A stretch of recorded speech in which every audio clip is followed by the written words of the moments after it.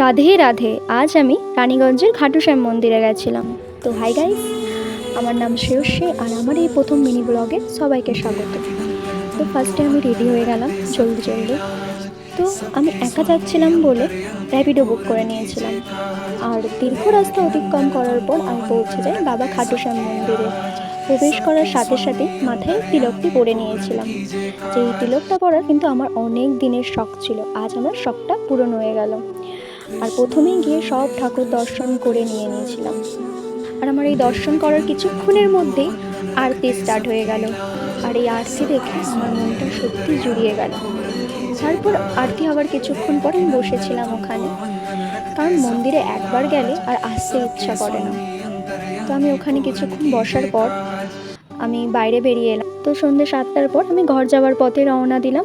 তো আজকের মতন এইটুকুনি, আবার পরের মিনি ব্লগে দেখা হবে।